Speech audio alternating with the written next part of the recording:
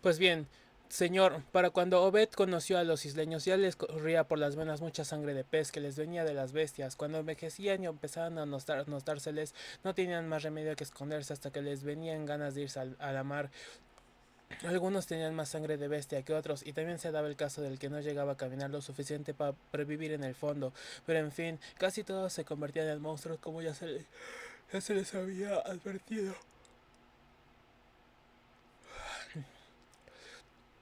Los que se parecían más a ellos de nacimiento se iban antes, los que nacían más humanos vivían en la isla, a veces hasta pasados los 70 años, aunque bajaban a menudo al fondo de la mar para probar a ver, y los que se habían ido ya volvían como, como de visita, de manera que a veces un hombre podía charlar con el tatarabuelo de su tatarabuelo, que había regresado a las aguas 200 años antes o así. Ya nadie pensaba en morir, salvo en lucha con los de otras islas, o si las sacrificaban a los dioses marinos, o si los mordía una serpiente.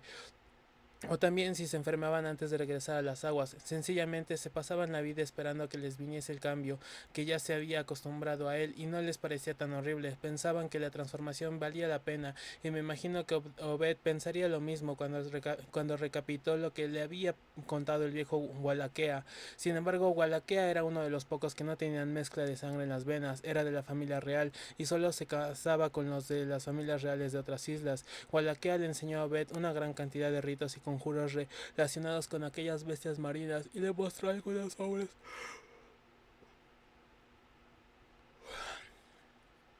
que ya estaban muy a medio convertir, pero jamás le accedió a ver a ninguno totalmente transformado. Por último, le dio un chisme bastante raro de plomo o algo parecido, y le dijo que atraía a los famosos peces ranas en cualquier lugar del agua, siempre que hubiese un nido de ellos abajo. Lo único que tenía que hacer era echar aquel chisme al agua y pronunciar correctamente las palabrerías y demás. Wallachea le dijo que los peces ranas estaban esparcidos por todo el mundo, de manera que se podía encontrar un nido y llamarlos con toda facilidad. A Matt no le gustaba nada el asunto y le pidió a Beth que se mantuviese alejado de la isla, pero el capitán estuvo ansioso por ganar dinero, y tan baratos encontró aquellos objetos de oro que acabaron siendo su especialidad. Las cosas continuaron de esta manera durante unos años. Jacobet sacó el oro suficiente para poner en marcha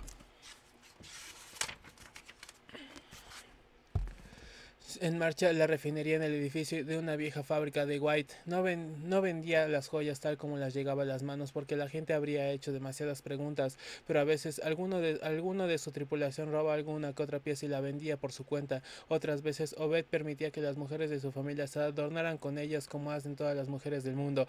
Eso sonó muy mal, Lovecraft. Pues bien, hacia el año 38, tenía yo entonces 7 años. Obed se encontró con que los isleños habían desaparecido. Parece ser que los de las otras islas habían oído contar lo que sucedía y decidieron cortar por lo sano. Para mí, que debían tener algunos de esos viejos símbolos mágicos que, como decían los monstruos marinos, era, era lo único que les asustaba. Ya se sabe que que los canacos son unos despabilados, y no le quiero decir si ven aparecer de pronto una isla con ruinas más antiguas que el diluvio, lo que tardan en ir a ver de qué se trata. El caso es que no dejaron títere con cabeza, ni en la ni en la isla grande ni en el islote volcánico, salvo las ruinas que eran demasiado grandes para derribarlas. En determinados lugares dejaron unas piedras pequeñas como talismanes que llevaban grabado encima un signo de esos que llamaban ahora la esvástica. Debían de ser símbolos de los primordiales, resumidamente, que los destruyeron todo, de lo que lo destruyeron todo, que no dejaron ni rastro de aquellos objetos de oro, y que ningún canaco de los alrededores quería decir después ni una palabra del asunto.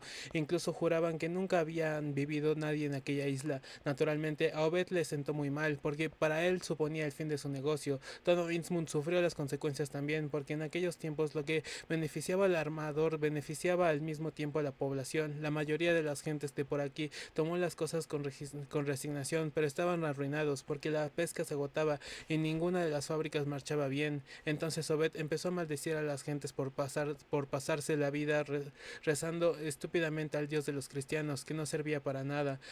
Debatible. Les dijo que él conocía otros pueblos que rezaban a ciertos dioses, que concedían de verdad lo que les pedía, y dijo que si conseguían un puñado de hombres decididos a apoyarle, él se las arreglaría para encontrar la protección de esos poderes competentes, para proporcionarles abundante pesca y también algo de oro. Naturalmente, los marineros del Sumatra Queen que habían estado en la isla comprendieron enseguida lo que quería decir y a ninguno le hizo mucha gracia.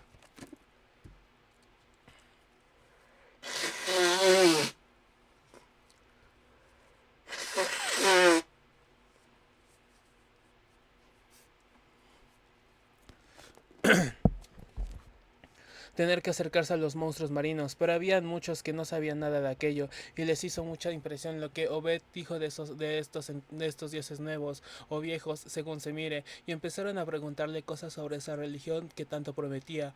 Aquí el anciano se detuvo tembloroso. Soltó un gruñido y se sumió en una silenciosa meditación. Lanzó una mirada por encima del hombro con nerviosismo y luego volvió a contemplar fascinado la línea negra del lejano arrecife. Le pregunté algo y no me contestó. Advertí que debía dejarle terminar la botella. La desquiciada historia que estaba escuchando me interesaba profundamente porque, a mi entender, se trataba de una especie de alegoría que expresaba de manera simbólica el ambiente malsano de Innsmouth, visto a través de una fantasía desbordante e influida por todo tipo de leyendas exóticas. Ni por un momento se me ocurrió creer que el relato tuviera el menor fundamento y, sin embargo, en él palpitaba un auténtico terror, tal vez por el hecho de mencionar aquellas joyas extrañas que tanto me rodeaban a la tiara que había visto en Newburyport.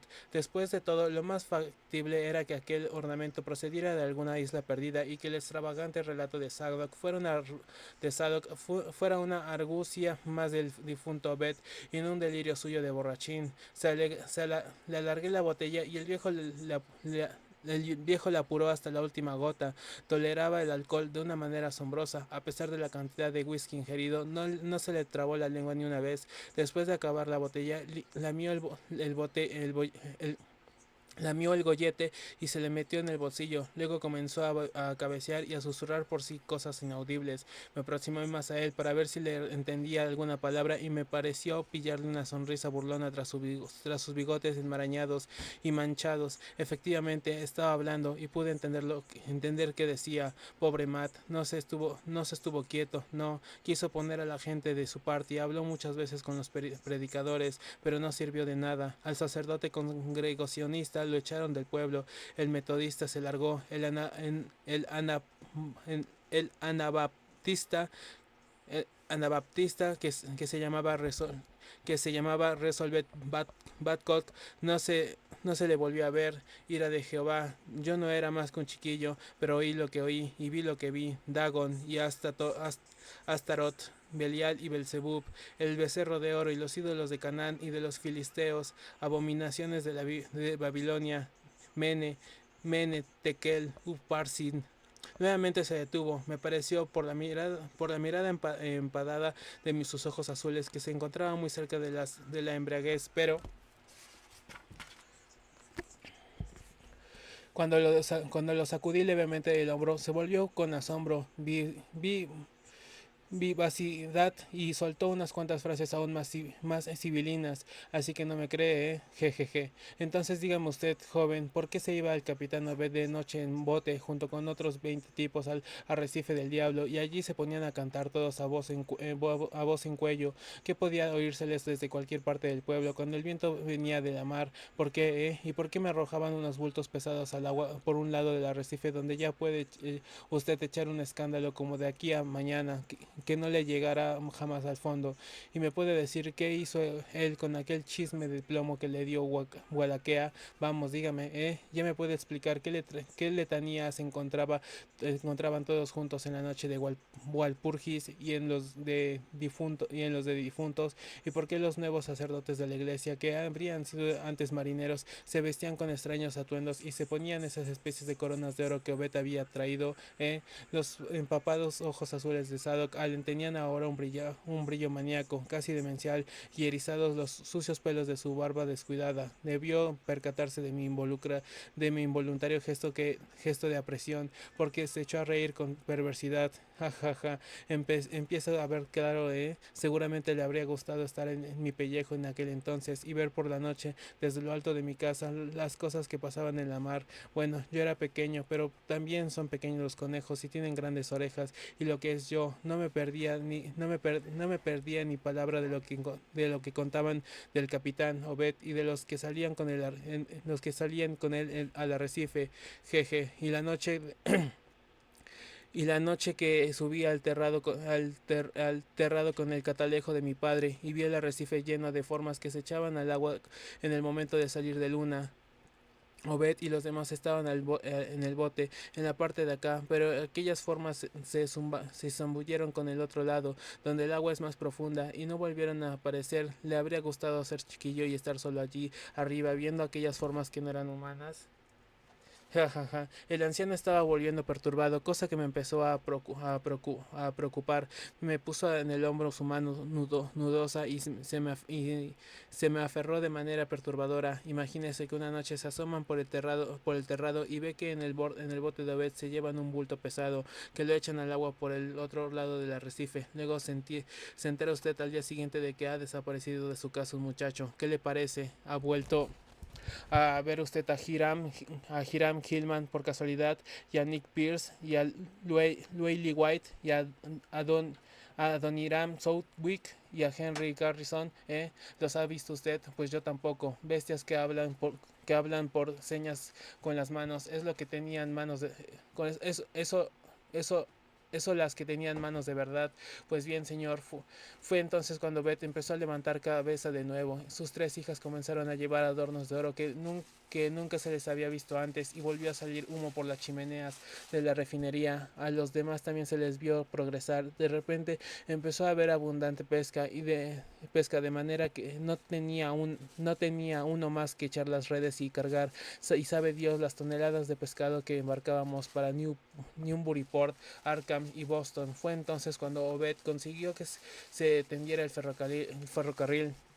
Algunos pescadores de Kingsborough oyeron hablar de lo que se atrapaba por aquí y se vinieron en sus chalupas, pero todos desaparecieron y no volvió a saberse de ellos. Justamente en ese tiempo se organizó la orden esotérica de Dagon, adquiriendo la logia masónica, y la convirtieron en su cuartel general.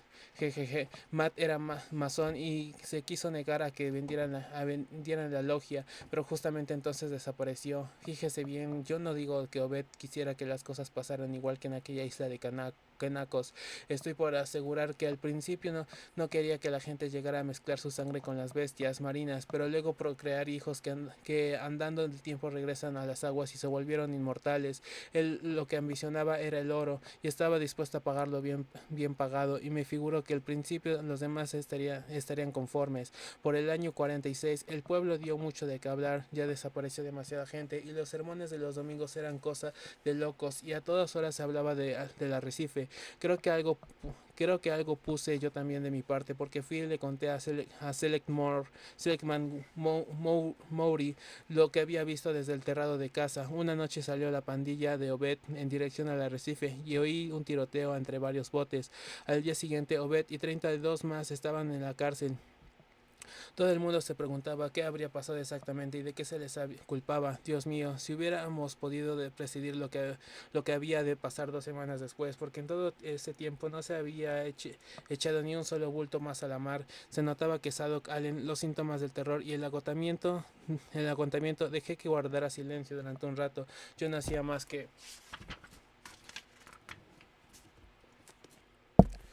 mirar el reloj con recelo. La marea había cambiado, ahora empezaba a subir, y parecía como si el ruido de las olas despejara un poco al pobre viejo. Me alegré porque seguramente con la pleamar el olor a pescado se mitigaría algo. De nuevo me incliné para oír las palabras que susurraba en voz baja. Aquella noche espantosa, los vi. Yo estaba arriba en el terrado, era como una borda. El arrecife estaba atestado, se echaban el agua y venían nadando hasta el puerto, y por la desembocadura del Nutset. Dios mío, qué cosas pasaron en las calles de Innsmouth aquella noche.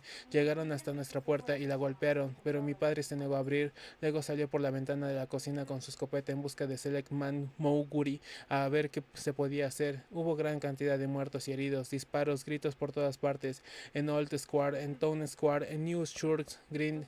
Las puertas de la cárcel fueron abiertas de par en par. Hubo proclamas, gritaban traición. Después, cuando vinieron al pueblo, las autoridades del gobierno y encontraron que faltaba la mitad de la gente. Se dijo que había sido la peste. No quedaban más que los partidarios de Obed y los que estaban dispuestos a no hablar. Ya no volví a ver a mi padre. El anciano jadeaba, sudaba copiosamente. Su mano me sujetaba el hombro con furia. A la mañana siguiente todo había vuelto a la normalidad, pero los monstruos habían dejado sus huellas. Obed tomó el mando y dijo que las cosas iban a cambiar. Vendrían otras a nuestras ceremonias para orar con nosotros y ciertas casas alojarían a determinados huéspedes, bestias marinas que querían mezclar su sangre con la nuestra, como habían hecho entre los canacos, y no sería él quien lo habitara. Obed estaba muy comprometido en el asunto, parecía como loco, decía que nos traerían pescado y tesoros y que habían que darles lo que querían. Supuestamente todo seguiría igual, pero nos dijo que teníamos que evadir a los forasteros por nuestro propio bien. Todos tuvimos que prestar el juramento a Dagon, de Dagon. Más tarde hubo un segundo y un tercer juramento que prestaron algunos de nosotros. Los que hicieron servicios especiales recibieron recompensas especiales, oro y demás. Era infructuoso rebelarse porque en el fondo del océano había millones de ellos. No tenían interés en devastar el género humano. Pero si no obedecíamos nos enseñarían de que eran capaces, nos enseñarían de que eran capaces. Nosotros no teníamos conjuros contra ellos como los de las islas de los mares del sur, porque los canacos no revelaron jamás sus secretos. Había que ofrecerles bastantes sacrificios, proporcionarles baratijas y albergarlos en el pueblo cuando se les antojara. Entonces nos dejarían en paz. A ningún forastero se le debía permitir que fuera por ahí con historias. En otras palabras, prohibido curiosear. Los que formaban el grupo de los fieles, o sea, los de la orden de Dagon y sus hijos, no morirían jamás, sino que regresarían a la madre Hydra y al padre Dagon, de donde todos hemos salido, y a Cthulhu Fetang. No voy a leer esto, qué difícil. El viejo Sal, que estaba empezando a desvariar, pobre hombre, a qué lastimosas alucinaciones se veía arrastrado por culpa de la bebida y de su aversión al mundo desolado que lo rodeaba. Profirió en lamentaciones y lágrimas le surcaron sus mejillas arrugadas, corriendo a ocultarse entre los pelos de la barba. Dios mío, ¿qué no habré visto yo desde mis 15 años? Menen, Tekel, Ufarsin, las personas desaparecían, se mataban entre sí. Cuando fueron contándolo por Arkham, Ipswich y por ahí, dijeron que todos estábamos locos, lo mismo que piensa usted ahora de mí, pero Dios mío, las cosas que he visto me habrían matado hace tiempo por lo que sé, de no haber prestado el primero y el segundo juramento. Eso es lo que me protege, a menos que un jurado formal por ellos demuestre que he encontrado deliberadamente lo que sé. El tercer juramento no lo quise prestar, antes muerto que prestarlo. Cuando la guerra civil, la cosa se puso aún peor, porque los niños que habían nacido en el 46 empezaron a hacerse mayores, por lo menos algunos de ellos. Yo estaba asustado, no se me había vuelto a ocurrir ponerme a espiar después de aquella noche, y no he vuelto a ver de cerca ninguna de esas criaturas, ninguna que fuera de pura sangre. Quiero decir, me marché a la guerra, y si hubiera tenido un poco de sentido común me habría establecido lejos de aquí, pero me inscribieron diciendo que las cosas no iban mal. Me me figuro que eso lo decían porque las tropas del gobierno habían ocupado el pueblo. Eso fue en el 63. Después de la guerra estuvimos de mal en peor otra vez. La gente volvió a no hacer nada. Las fábricas y las tiendas empezaron a cerrar. El comercio marítimo se detuvo. La arena invadió la dársena del pueblo y se abandonó el ferrocarril. Pero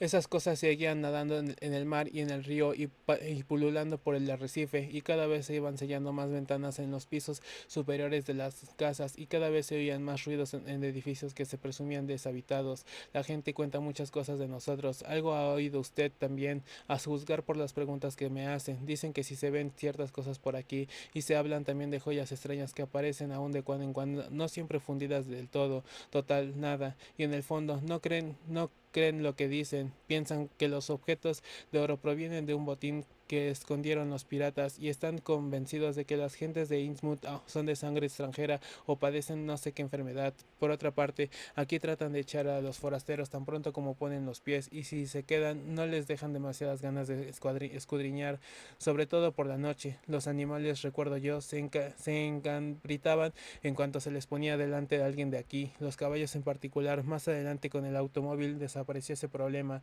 En el 46 el capitán Obed se casó en segundas nupcias, pero a su segunda mujer nadie la ha visto jamás. Decían que él no quería dar ese paso porque lo obligaron y esta nueva esposa le dio 3 hijos, 2 de ellos desaparecieron a temprana edad, pero el tercero, una niña, salió tan normal como usted o como yo y la mandaron a estudiar a Europa. Finalmente Obed consiguió casar a nuestra hija con un pobre desgraciado de Arkham que no sospechaba la verdad. Ahora sería distinto, nadie quería tener ya relaciones con gente de Innsmouth. Barnabas Marsh, que lleva hoy la refinería, es nieto de Obed y de su primera mujer, o sea, es hijo de Onesiphorus, el mayor de Obed, pero su madre es otra de las que nadie vio en la calle. Justamente Barnabas está ahora a punto de sufrir el camino. No puede ya cerrar los ojos, ya ha perdido la forma humana. Se dice que todavía lleva ropas, pero pronto tendrá que regresar a las aguas. Posiblemente ya lo haya intentado. Suelen acostumbrarse poco a poco antes de marcharse definitivamente. No se las ha visto en público desde hace lo menos 10 años. No sé qué podría de sentir su pobre mujer. Ella es de Ipswich y los de allí estuvieron a punto de linchar a Barnabas hace 50 años cuando supieron que la cortejaba. Obed murió en el 68. Toda la generación siguiente ha desaparecido ya. Los hijos de la primera esposa murieron, los demás sabe Dios. El ruido de la creciente marea iba haciéndose cada vez más intenso, el tiempo que el humor lacrimoso del anciano dio paso a un estado de alerta. Se interrumpió a cada momento, miraba de reojo en dirección al arrecife y a pesar de a pesar de lo absurdo que resultaba su narración, me contagió su actitud recelosa. La voz de Sagdoc se hizo más chillona, era como si tratara de levantarse el ánimo hablando más fuerte. ¿Por qué no comentaba nada? ¿Por qué no comenta nada usted? ¿Le gustaría vivir en un pueblo como este, donde todo se pudre y se corrompe, donde hay unos monstruos escondidos que le arrastran y aullan y ladran y brincan en sus celdas tenebrosas y en las buhardillas de cada esquina? ¿Le gustaría oír noche tras noche los aullidos que salen de la iglesia y del local de la Orden de Dagon, a sabiendas que de quien los lanza? Le gustaría oír el vocerio que se levanta de este arrecife de Satanás cada noche de Walpurgis y cada noche de difuntos. Pero usted piensa que estoy completamente trastornado, ¿verdad? Pues bien, señor, todavía no le he contado lo peor. Sado gritaba ahora enloquecido y su voz me producía un tremendo azoramiento. Maldito seáis, no me miréis así, que lo único que he dicho es que Obed Mars está en el infierno y que se lo tiene merecido. He dicho en el infierno, no podéis hacerme nada. Yo no he hecho ni he dicho nada a nadie. Ah, está usted aquí, joven. En efecto, nunca he dicho nada a nadie, pero ahora mismo lo voy a decir. Siéntese ahí y escúcheme, muchacho, porque esto es un secreto. Ya le he dicho a partir de aquella noche que volví a espiar, pero así y todo, uno se entera de las cosas. ¿Quieres saber lo verdaderamente espantoso? Pues bien, ahí va. Lo espantoso no es lo que han hecho esos peces infernales, sino lo que van a hacer. Tienen años subiendo al pueblo cosas que se traen de los abismos del agua. Las casas que hay al norte del río, entre Water Street y Main Street, están repletas de demonios, de esos y de cosas que se han traído. Cuando están preparados, digo, cuando estén preparados. ¿Ha oído hablar alguna vez del Shogot? ¿Me escucha? Le estoy diciendo que yo sé lo que son, que los vi una noche cuando ya. El viejo lanzó de repente un alarido que casi me hizo perder el sentido. Miraba hacia esa mar de fétidos olores con unos ojos que se le salían de las órbitas y su cara era una máscara de horror digna de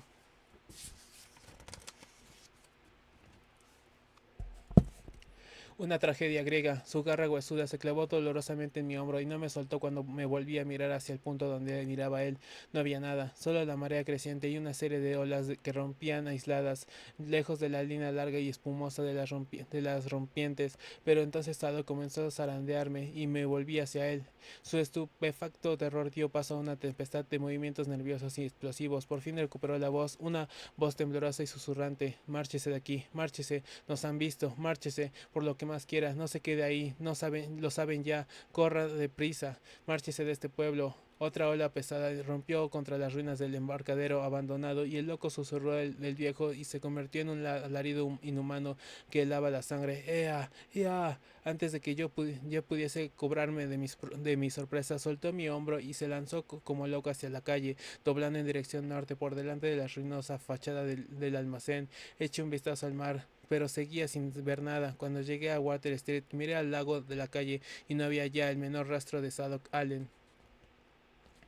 Es decir, es difícil descubrir el estado de ánimo que me embarcó después de este episodio lastimoso, tan desquiciado y conmovedor como grotesco y terrorífico. El muchacho de la tienda de comestibles me había preparado de antemano y no obstante la realidad me había dejado aturdido y confuso. Aunque era un relato pueril, la absurda seriedad y el horror del viejo Sadok me habían producido un pavor que venía a aumentar mis sentimientos de aversión hacia aquel pueblo que parecía envuelto por una sombra inmaterial.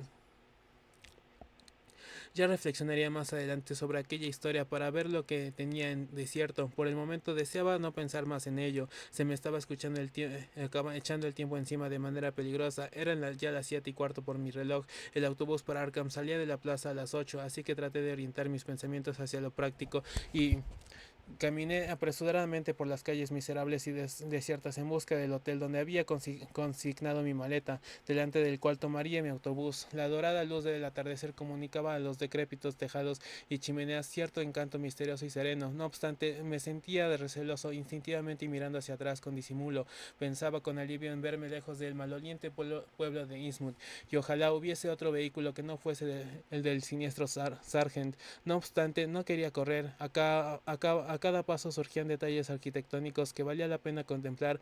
Además, tenía tiempo de sobra. Estudié el plano del dependiente de la tienda y me metí por Mars Street, que no conocía, para salir a Town Square, cerca de la esquina de Fall Street. Empecé a ver grupos esporádicos de gentes furtivas que hablaban en voz baja. Al llegar por fin a la plaza, vi que casi todos los holgazanes se habían congregado alrededor de la puerta de Gilman House.